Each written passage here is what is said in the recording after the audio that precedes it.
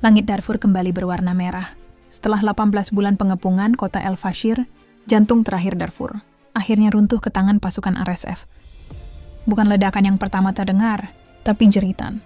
Ketika tank RSF masuk ke jalanan sempit, warga yang bersembunyi di rumah hanya bisa berdoa agar pintu mereka tak diketuk.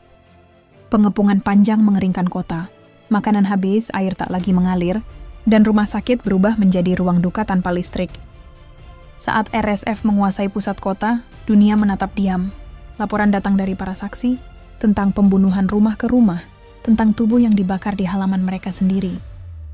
El Fasher, yang dulu disebut kota perdamaian, kini menjadi kuburan bagi ribuan jiwa. Debu bercampur darah di setiap gang yang dulu dipenuhi tawa anak-anak. Di sudut kota, para ibu menulis nama anak mereka di dinding, karena takut tak sempat menguburkan mereka. RSF kini menguasai hampir seluruh Darfur. Kemenangan bagi mereka, tapi kehancuran bagi siapapun yang masih percaya pada negara bernama Sudan. Ekonomi ikut runtuh. Pound Sudan kehilangan 40% nilainya hanya dalam hitungan minggu, sementara pasar gelap emas menjadi satu-satunya napas yang tersisa. Emas dari Port Sudan seharusnya menyelamatkan ekonomi, tapi embargo oleh Uni Emirat Arab memutus jalur itu sepenuhnya. Tanpa perdagangan, tanpa bantuan, rakyat bertahan dengan harapan, mata uang paling lemah di dunia saat ini. Sementara itu, di langit, drone masih berterbangan. Bukan untuk membawa bantuan, tapi kematian. RSF dan SAF, dua kekuatan yang seharusnya melindungi bangsa, kini menjadi dua sisi pedang yang sama, menusuk rakyat sendiri.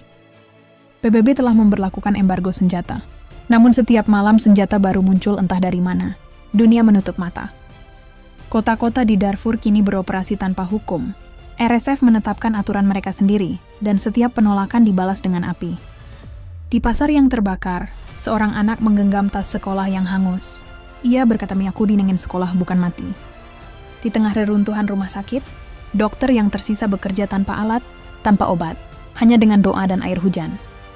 Warga El Fasher tidak lagi memikirkan politik. Mereka hanya ingin tidur satu malam tanpa suara tembakan. Di ibu kota Khartoum, para pemimpin berselisih, sementara Darfur terbakar habis tanpa arah. RSF menyebut ini kemenangan. Namun kemenangan apa yang lahir dari abu dan mayat? Kamera internasional menangkap bayangan konvoi RSF. Di atas truk mereka, bendera berkibar di atas tubuh-tubuh yang tak bernyawa. Setiap desa di sekitar El Fasher kini kosong. Hanya burung bangkai yang berani hinggap di jalan-jalan yang dulu ramai. Pendeta, imam, dan tokoh suku bersatu, bukan untuk berdamai, tapi untuk memakamkan bersama. Kebencian telah menutupi langit Afrika, dan dunia lagi-lagi memilih untuk menonton dari jauh. Rakyat bertanya, berapa banyak kota lagi yang harus jatuh sebelum dunia menyebutnya genosida? Darfur sudah pernah terbakar 2 dekade lalu. Kini sejarah kembali dengan wajah yang sama, hanya dengan senjata yang lebih canggih. Bagi RSF ini strategi, bagi rakyat ini akhir. Sistem persenjataan modern tak lagi menjadi simbol kekuatan, tapi alat untuk memperpanjang penderitaan. Setiap kilatan cahaya di langit bukan bintang, melainkan drone yang memilih siapa yang hidup dan mati malam ini.